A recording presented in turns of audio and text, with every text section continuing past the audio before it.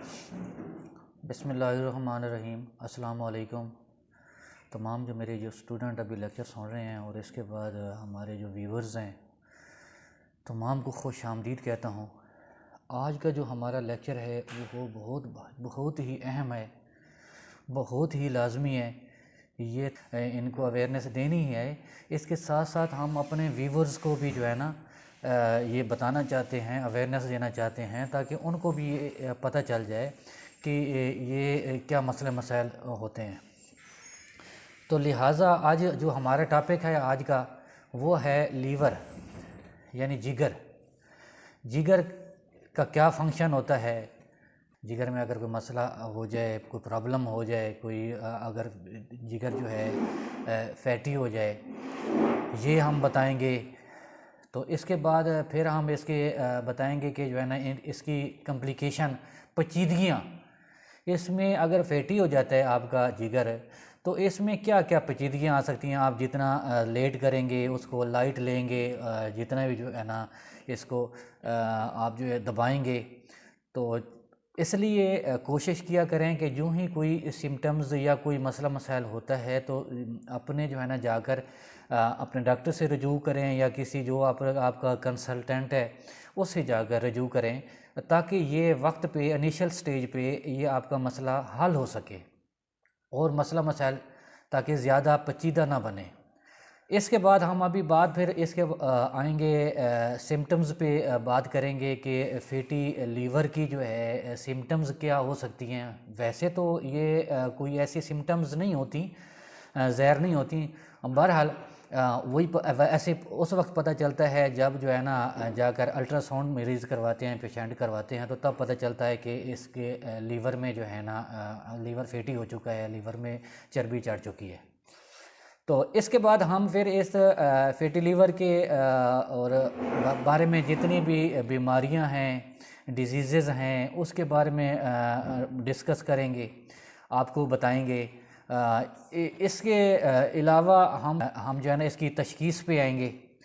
تو اس کی تشخیص کیسے کریں گے، کون کون سے ٹیسٹ ہوں گے جیسے تشخیص ہو جائے گی کہ یہ اس جگر کو مسئلہ ہے۔ اس کے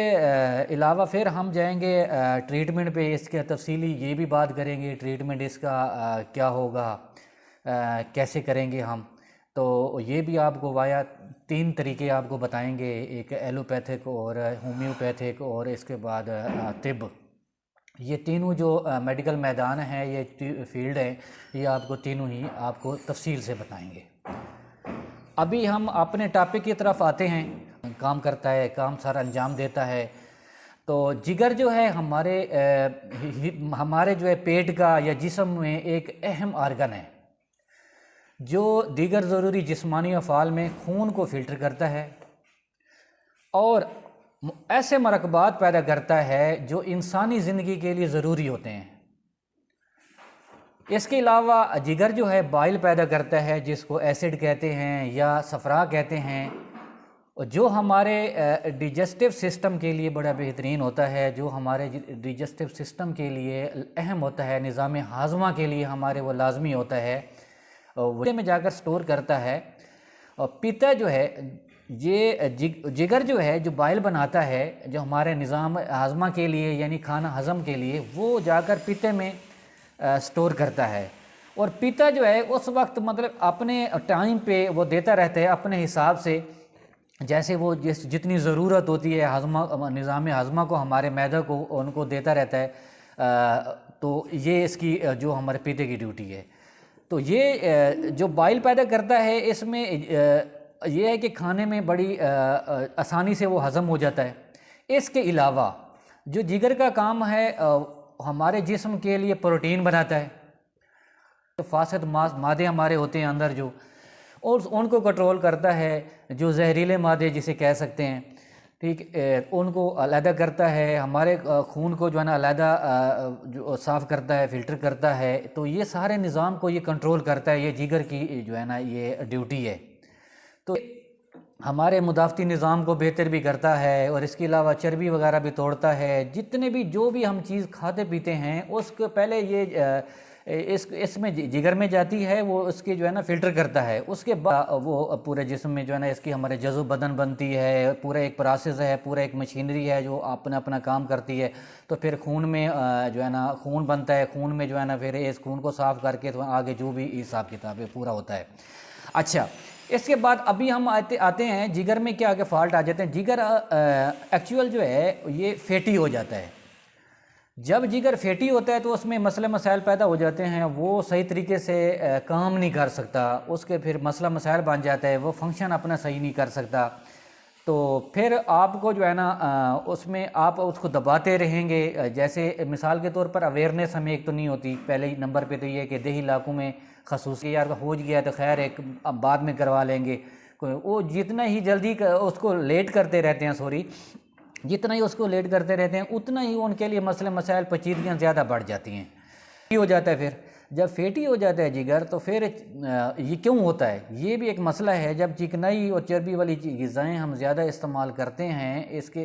تو یہ جگر جو ہے نا ہمارا فیٹی ہو جاتا ہے۔ یا اس کے علاوہ پھر آپ کو اگر ہائی بلڈ پریشر ہے، ٹائپ 2 کی شوگر ہے، شراب نوشی کرتے ہیں تو اور اس سائٹ ہو گئی، جیسے کولڈ ڈرنکس، مٹھائیاں،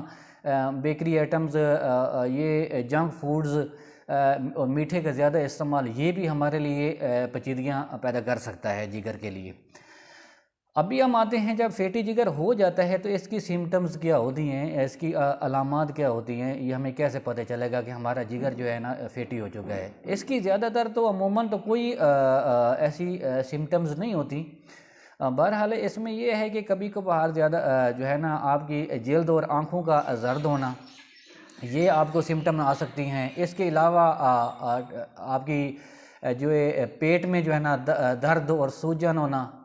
مسلسل آپ کو کمزوری ہونا، کمزور ہوتے جانا، ٹانگوں اور ٹخنوں میں جو ہے نا سوجن اور سوزش آ جانا، آپ کا پیشاب کا رنگ جو ہے پیلا، دائمی آپ کو تھکاوٹ محسوس ہونے لگے گی، تو بھوک میں بھی آپ کو جو ہے نا کمی آ سکتی ہے۔ یہ اتنا وہ نہیں ہے کہ یہ کنفرم نہیں ہے، کہ بس یہ ہے کہ یہ ان میں سے کوئی بھی آ سکتی ہیں۔ تو جب یہ ایسا کوئی ہے وہ تو آپ اپنے ڈاکٹر سے یا کنسلٹنٹ سے جو ہے نا رجوع کریں، جا کر اس سے مشورہ کریں، اس سے جو ہے نا ڈسکس کریں آپ، تو آپ کو وہ انشاءاللہ بہتر مشورہ دے گا۔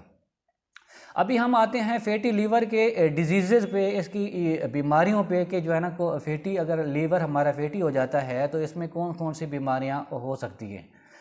جب ہمارا جگر فیٹی ہو جاتا ہے تو ہمارا جو ہے نا پہلے نمبر پہ تو یہ ہے کہ زہریلا ہیپیٹائٹس آپ کو زہریلا ہو جاتا ہے۔ اس کے بعد وائرل ہیپیٹائٹس ABC، جس کو ہم کالا یرکان بھی کہتے ہیں، یہ ہو سکتا ہے آپ کو۔ اور اس کے علاوہ جو ہے نا آپ کا جگر کا کینسر ہو سکتا ہے آپ کو۔ اور اس کی یعنی تشخیص کیسے کرتے ہیں، کون کون سے ٹیسٹ ہوتے ہیں؟ ایک تو یہ ہے کہ ابھی جو ہے نا آپ اس کو جو ٹیسٹ کریں گے وہ لیور فنکشن ٹیسٹ ہے، لیور فنکشن ٹیسٹ کروائیں گے تو یہ آپ کو جو ہے نا پتہ چل جائے گا۔ اس میں سب کچھ آپ کے جو لیور کی پوری فنکشن ہوتی ہے، اس کی جو فیٹی ہوتی ہے، اس کے پورا سب کچھ اس میں مکمل ہسٹری آ جاتی ہے آپ کے لیور کی۔ اس کے بعد ultra sound, CT scan, MRI، treatment پہ، کہ ٹریٹمنٹ اس کا کیا ہوتا ہے، اس کا آپ اپنی احتیاط اور اپنی ڈائٹ جو ہے نا اس پہ جو ہے نا تھوڑا زور دیں، اور اپنی جو آپ کی روزمرہ کی جو ہے نا جو کھانے پینے کی روٹین ہے اس کو چینج کرنے کی آپ کو ضرورت ہے۔ تو ورزش کو معمول بنائیں اپنا۔ میں بار بار یہی ہر ویڈیو میں آپ کو کہتا ہوں، ہر لیکچر میں کہتا ہوں کہ آپ جو ہے نا ورزش پہ زیادہ زور دیں۔ 40 سے 45 منٹ آپ صبح واک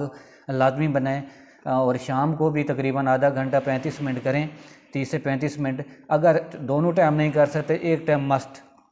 آپ جو ہے نا واک کو دیں، اپنے آپ کو دیں، اپنی صحت کو کے لیے وقف کریں۔ تو اس کے بعد آپ جو ہے نا ایک تو کولڈ ڈرنکس، یہ جنک